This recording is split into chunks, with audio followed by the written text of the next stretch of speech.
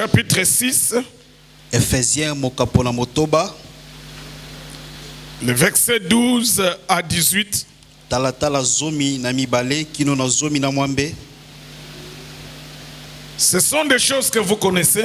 Ezali ba makambo boyebi. Mais on va vous le prêcher sous forme d'un rappel. Kasi tokote ya binongo na lolenge ya koz. Yebisa binongo lisusu.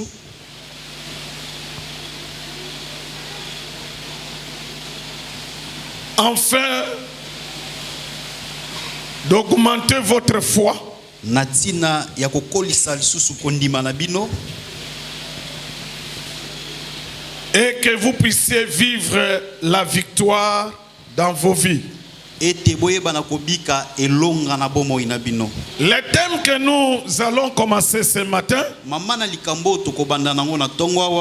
s'intitule Les armes de la victoire. Quelqu'un peut répéter après moi: les armes de la victoire. Les armes de la victoire. Je crois que chaque chrétien aime vivre la victoire dans sa vie. Mais maintenant, tu dois connaître les armes qui vont t'aider à manifester la victoire. Église, écoutez très bien. Écoutez-moi très bien. Les chrétiens ne combattent pas pour avoir la victoire. Ça, c'est une précision de taille que tout chrétien doit connaître, que tout chrétien doit maîtriser. Je dis, tout chrétien doit savoir que tes prières, toutes les armes qu'on te donne, ce n'est pas pour obtenir la victoire. Non, la victoire, nous l'avons depuis Golgotha. Mais les armes, c'est pour manifester cette victoire invisible, que tu puisses vivre cela maintenant dans ta vie.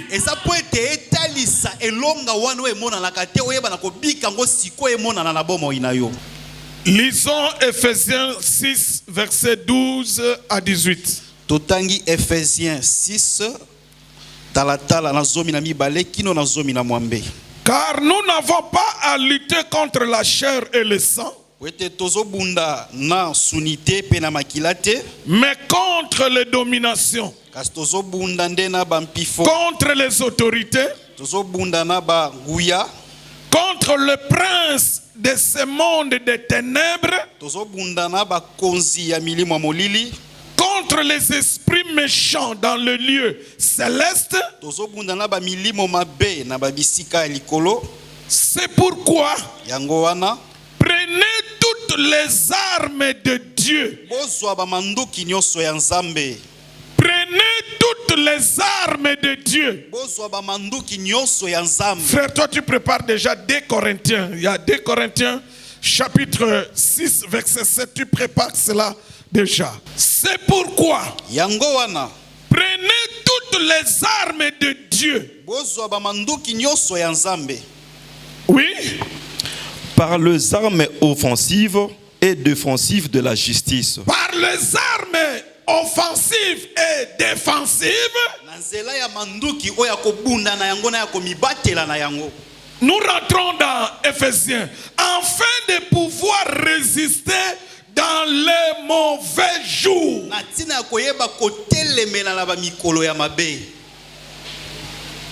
Verset 14. Tenez donc ferme. Ayez à vos reins la vérité.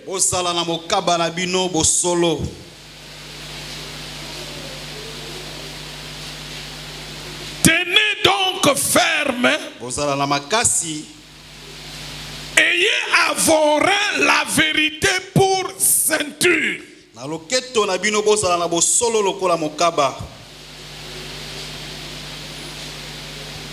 Parole du Seigneur. Amen. Parole du Seigneur. Amen. Que le Saint-Esprit nous explique ces choses. Pour que nous ayons la foi et la victoire. Que cela soit manifeste dans nos vies. Au nom de Jésus-Christ. L'autorité, à Jésus-Christ. La puissance, à Jésus-Christ. La force, à Jésus-Christ. La domination, à Jésus-Christ. Et le règne, à Jésus-Christ. Pour des siècles et des siècles. Amen.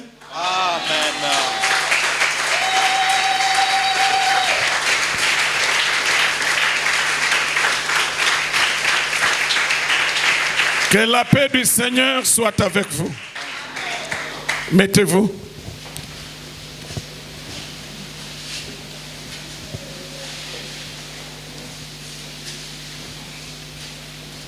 Mais bien aimés dans le Seigneur, ces choses, nous devons les connaître. Si tu ne connais pas ces choses, tu vas vivre les influences des esprits mauvais dans ta vie. Mes frères et sœurs, vous devez les savoir. Nous sommes sauvés en croyant en Jésus-Christ. Dès que tu crois en Jésus par ton cœur, tu es sauvé. Le Seigneur te donne son esprit et tu deviens une nouvelle créature. Tu deviens enfant de Dieu. Là, c'est un acquis. Maintenant, comme on est encore sur la terre, comme nous vivons encore dans ces corps mortels, ces corps mortels reçoivent des attaques de l'ennemi. Ça, tout chrétien doit le savoir. Comme nous sommes encore dans ces corps mortels, ces corps mortels peuvent tomber malades. Et vous devez le savoir qu'il y a des maladies normales, il y a des maladies anormales. Ce que nous devons éviter, ce sont des maladies anormales. La maladie anormale vient de l'ennemi. Mais la maladie normale vient des situations physiques de l'environnement là où nous vivons. Est-ce que quelqu'un me comprend? Amen. Comme il y a des moustiques, quand la moustique va te piquer, tu auras la malaria. Et la malaria qui vient de la moustique, ça va te faire de la fièvre. Tout ça c'est normal. Ça vient de la moustique. Est-ce que quelqu'un me comprend? Amen. Mais il y a des moustiques sorcellériques. Ça vient, ça te pique. Est-ce que quelqu'un me comprend? Amen. Comme le venin qui est dans la moustique sorcellérique, c'est un venin sorcellerique, ça va t'embrouiller, ça va te compliquer la santé. Je vous dis la malaria normale. Si tu es bien soigné, ça prend fin. Mais la malaria anormale, qui provient d'une moustique sorcellerique, ça va te faire circuler dans des hôpitaux, tu vas dépenser beaucoup d'argent. Quelqu'un me comprend? Amen. Ce que nous devons éviter dans ce corps mortel, nous devons éviter, nous devons refuser de vivre l'influence négative des démons.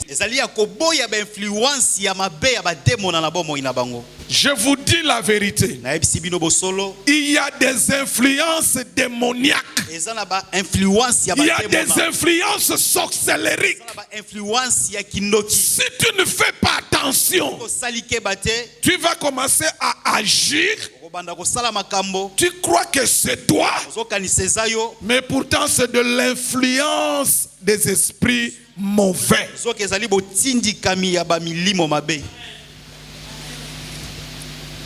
Je crois que tout le monde a déjà vécu cela.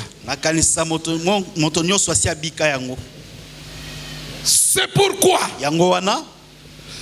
pour éviter, pour ne pas tomber sous l'influence négative des esprits mauvais, tu as besoin des armes de la victoire. Ces armes de la victoire ne te donnent pas la victoire, ne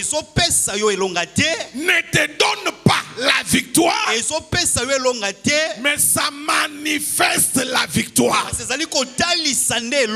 Chaque chrétien a en lui la victoire.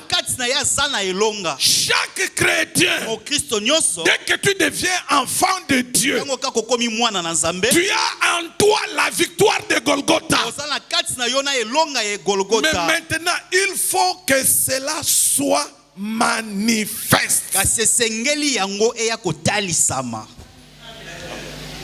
Pour que la victoire de Golgotha se manifeste, tu as besoin de ces armes. La première arme, c'est la vérité. C'est quoi la vérité qu'on nous demande comme arme? Et l'apôtre Paul dit ceci: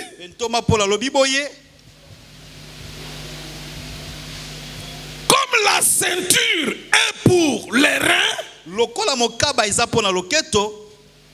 vous aussi prenez la vérité.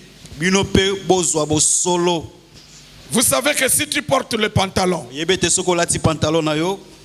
que tu ne mets pas de ceinture, tu seras mal à l'aise. Soit le pantalon va tomber, ou soit toi-même tu seras mal à l'aise. Tu ne seras pas tranquille.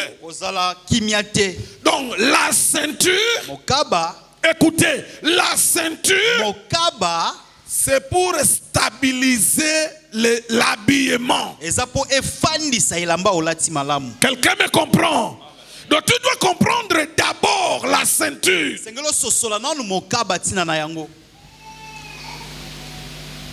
Ça rend stable l'habillement. Et le Saint-Esprit par la bouche de Paul nous enseigne que nous devons avoir pour arme, la première, c'est la vérité. C'est quoi la vérité? Bosolo ezanini. Ésaïe 28, verset 17. C'est quoi la vérité? Bosolo ezalinini. Je ferai de la droiture une règle et de la justice un niveau. Je ferai de la droiture une règle.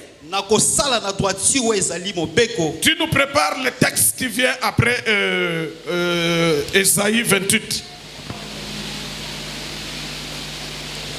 Le Seigneur dit ceci par le prophète Ésaïe. Je ferai de la droiture, c'est-à-dire une façon de vivre. Je ferai de la droiture un principe de vie.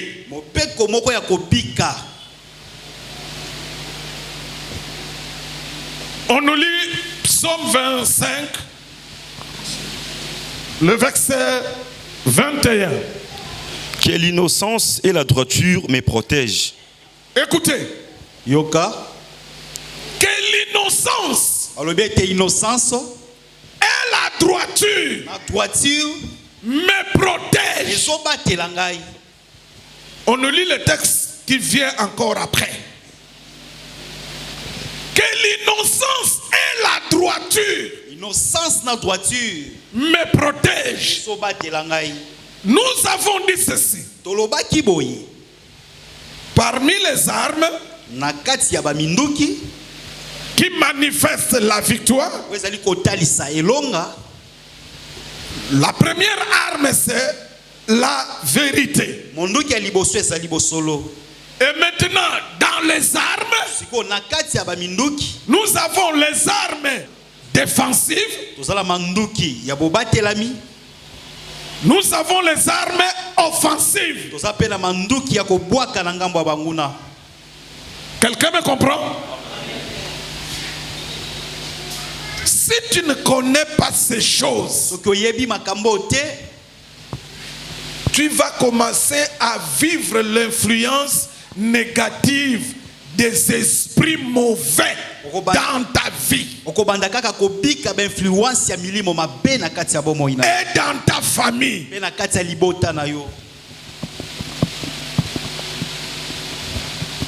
Les chrétiens doivent arriver à ce niveau. Tu regardes quelque chose,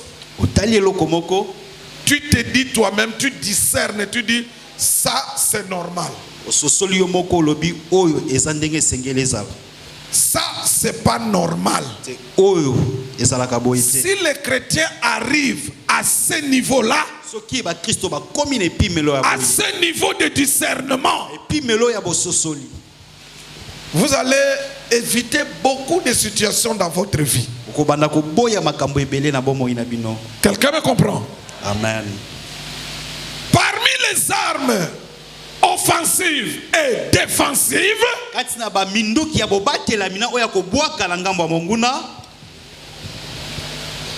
le Saint-Esprit commence avec la vérité. C'est quoi la vérité? La vérité, c'est la droiture.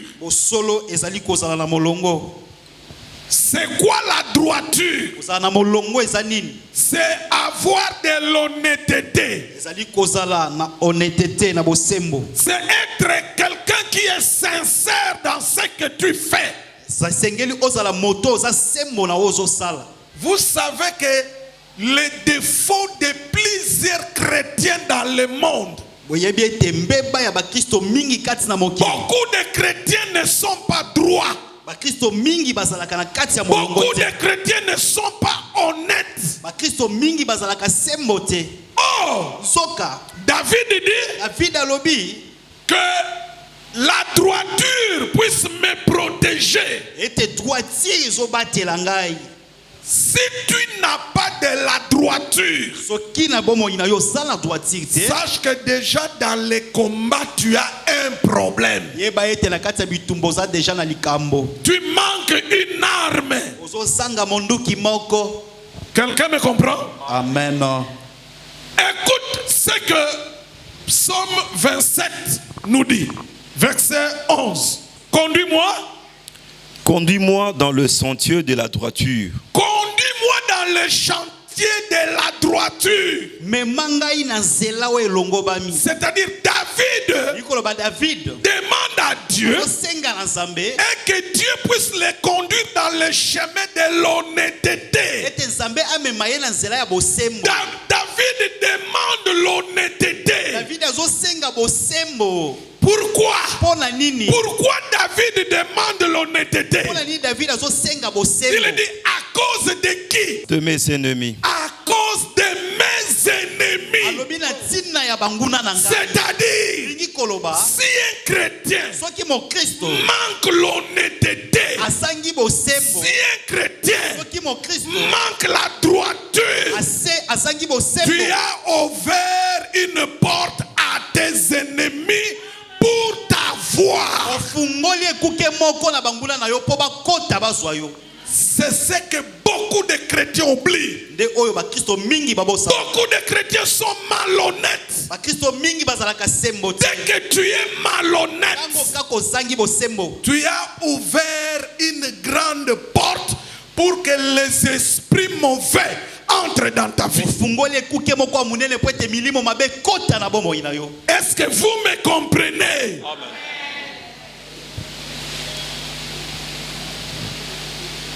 Voilà comment la droiture est une arme.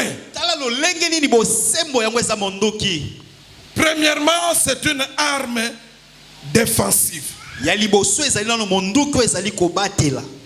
Pour que l'ennemi ne puisse pas t'atteindre. L'honnêteté. C'est ça la droiture. C'est ça la vérité. Lorsque le Saint-Esprit nous demande dans les combats, d'avoir comme première arme la vérité. Ici, la vérité veut dire la droiture. Ici, la vérité veut dire l'honnêteté. Ici, la vérité veut dire la sincérité. Dans ce que tu fais, dans ce que tu dis. Ephésiens chapitre 4, verset 25. La parole dit, c'est pourquoi renoncer au mensonge. Renoncer au mensonge. Et que chacun de vous parle selon la vérité. Que chacun parle selon la vérité. La vérité, c'est une arme défensive. À chaque fois qu'un chrétien dit la vérité, c'est-à-dire il est environné d'une arme qui le protège contre les influences négatives de l'ennemi.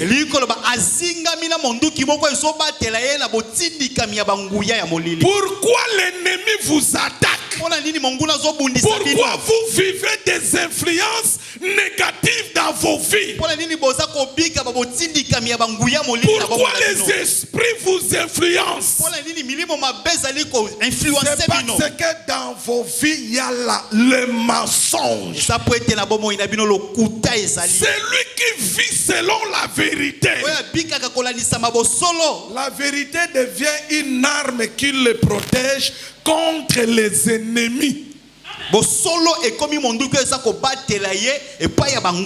Est-ce que quelqu'un me comprend? Amen. Est-ce que quelqu'un comprend ces choses? Amen. À chaque fois qu'un chrétien marche dans la droiture, à chaque fois qu'un chrétien est honnête, il se protège. Il se protège. C'est une arme. Or, le contraire de la vérité,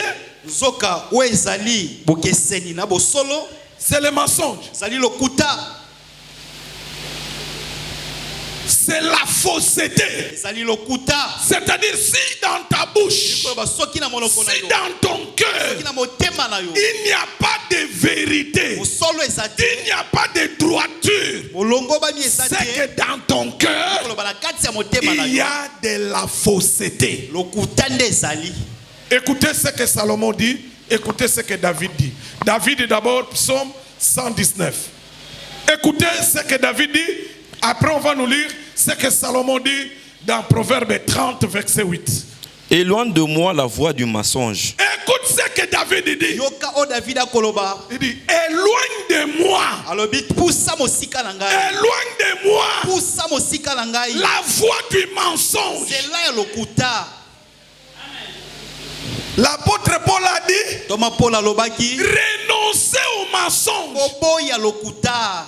David déjà en son temps avait déjà dit à Dieu, éloigne-moi sur la voie du mensonge. Proverbe 30, verset 8. Écoutez ce que le sage Salomon dit. Éloigne de moi la fausseté. Éloigne de moi la fausseté. Quand tu prépares Proverbe 4, écoutez ceux qui ont marché avec Dieu avant nous. Écoutez leur demande. Écoutez la demande de ceux qui ont marché avec Dieu avant nous. Cet homme riche qui est Salomon, il demande à Dieu d'éloigner la fausseté de sa bouche. Verbe 4. Écarte de ta bouche la fausseté. Salomon dit, éloigne, enlève dans ta bouche la fausseté. Enlève dans tes lèvres la fausseté. Et la suite? Éloigne de tes lèvres les détours. Éloigne de tes lèvres les détours. Les détours, c'est toujours la fausseté. Beaucoup de chrétiens, ils vivent l'influence négative des esprits mauvais. C'est parce que dans leur bouche il y a la fausseté. Et retenez ceci pour toute la vie. Je dis aux chrétiens, retenez ce que je vous dis pour toute la vie. Tant que tu vas manifester, tu vas vivre dans la fausseté, dans le mensonge, tu ne vas pas vivre la manifestation de la victoire de Golgotha dans ta vie. Pour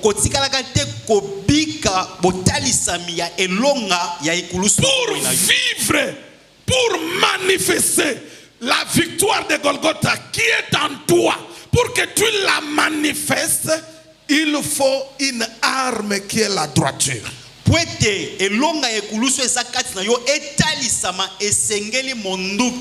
ne cesse d'insister. Dès que l'on devient chrétien, tu crois en Jésus, tu es baptisé du Saint-Esprit, la victoire de Golgotha habite en toi. Maintenant, dans ta marche maintenant, il faut manifester cette victoire. Pour la manifester, il faut ces armes. S'il n'y en a pas, tu vivras l'influence négative des esprits. C'est ce qui se passe avec beaucoup de chrétiens. Ils pleurent, ils disent, notre vie, depuis que l'on prie, ça ne change pas. Rien ne marche. Les chrétiens sont devenus des champions en pleurs. Mais leur vie, ils ne veulent pas regarder cela.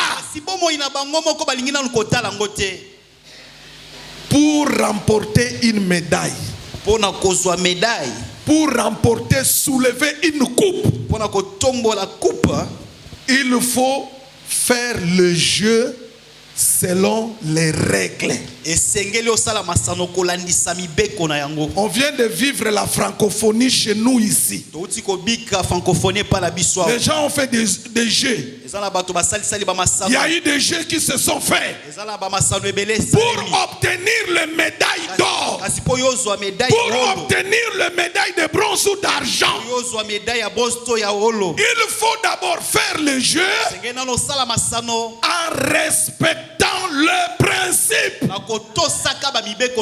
Chaque jeu a ses principes. Chaque jeu a ses principes. Si nous prenons le salut comme le jeu, si nous prenons la victoire comme un jeu, tu dois respecter le principe. Amen. Le salut a ses principes. Si tu ne respectes pas le principe du salut, tu ne seras jamais sauvé. Jamais. Tu ne seras jamais sauvé. Le premier principe, pour être sauvé, tu dois croire. S'il n'y avait pas de principe, tout le monde serait sauvé. Mais pourquoi d'autres sont sauvés et d'autres ne le sont pas? Ceux qui sont sauvés, ils ont respecté le principe de la grâce. Le principe de la grâce, si tu crois, tu seras sauvé. Si tu ne crois pas, tu ne seras pas sauvé. De la même manière, les principes pour manifester la victoire de Golgotha dans ta vie, tu dois être un homme, une femme qui marche dans la vérité. Parce que la vérité, qui est la droiture, qui est l'honnêteté, est une arme qui va te protéger contre tes ennemis.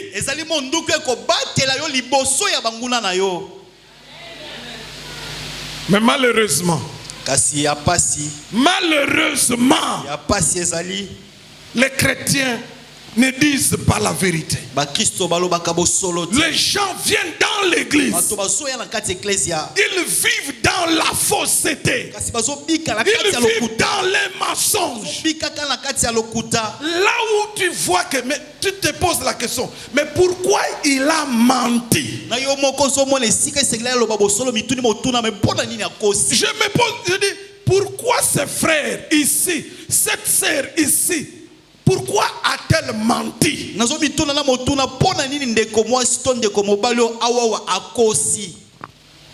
C'est parce que dans ton cœur habite la fausseté. Et tant que tu vas vivre dans la fausseté, tant que tu vivras dans les mensonges, tu seras toujours sous l'influence des esprits mauvais dans ta vie. Et tu vas commencer à beaucoup parler, on prie, mais rien ne change. Le pasteur n'a pas de puissance. Cette église-là, depuis que je suis dans cette église, rien ne marche. Pourquoi rien ne marche? Toi, tu vis dans la fausseté. Et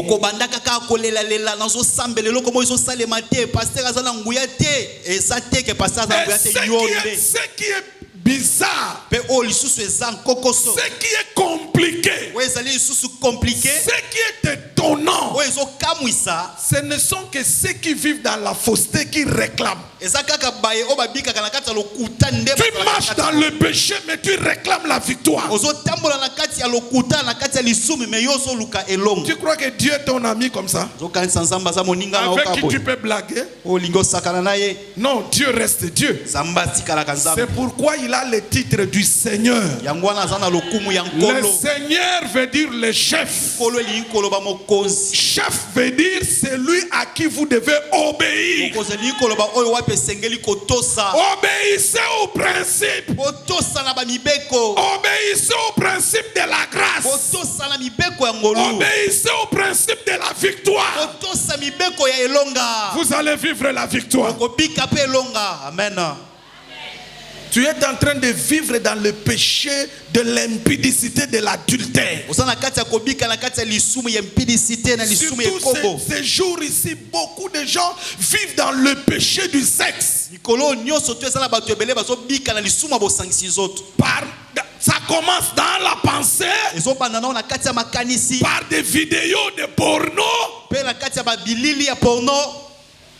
et dans la pratique, dans la masturbation. Si tu es dans ces choses-là, pas de victoire dans ta vie. Si tu es dans ces choses ici, pas de victoire. Pas de victoire. Pas de victoire dans ta vie.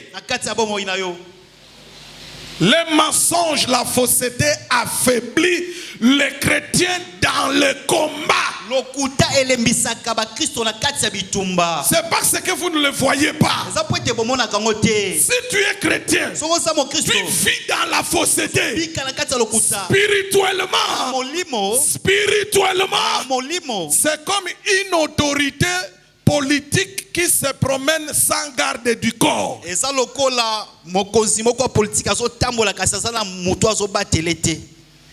Je ne sais pas si vous avez compris ce que je viens de dire. Je reprends.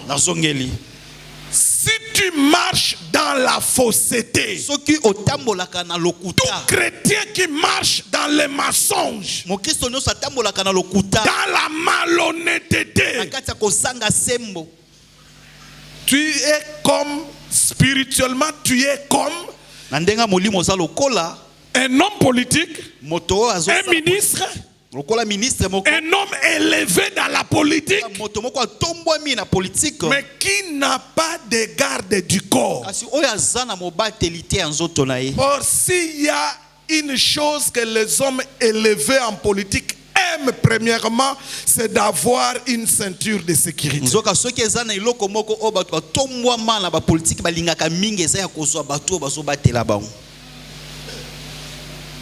Les mensonges, la fausseté te rend faible devant tes ennemis. La fausseté, les mensonges te rend faible devant les ennemis. C'est pourquoi David a dit que je puisse marcher sur le chemin de la droiture à cause de mes ennemis. Tes ennemis vont t'avoir. Tes ennemis vont t'avoir. Tes ennemis vont t'avoir. Parce que tu marches dans la fausseté. Tu as les mensonges dans la bouche. Ils vont t'avoir. Mais si tu veux vivre la victoire, tu veux vivre la victoire, tu veux vivre la victoire, tu veux que la victoire se manifeste, marche dans la vérité, marche dans l'honnêteté, marche dans la droiture. ceux qui ont marché avec Dieu avant nous ont demandé ça à Dieu. Seigneur, conduis-nous sur le chemin de la droiture. Et notre a dit, éloigne de ma bouche la fausseté.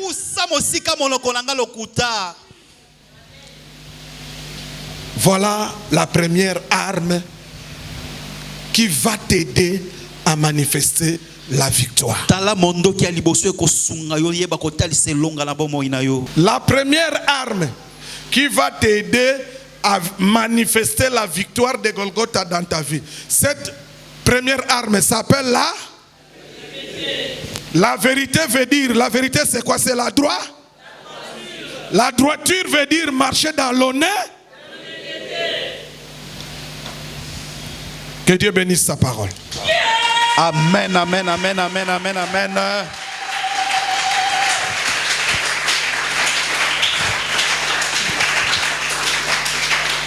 Tout chrétien qui marche dans la fausseté, spirituellement devant ses ennemis, il est quoi? Il est quoi? Tout chrétien qui marche dans la fausseté, spirituellement devant les ennemis, il a ouvert une quoi? L'ennemi fera quoi? Vous avez compris? Tu dois changer ta vie. Les choses de Dieu, ce n'est pas de la blague.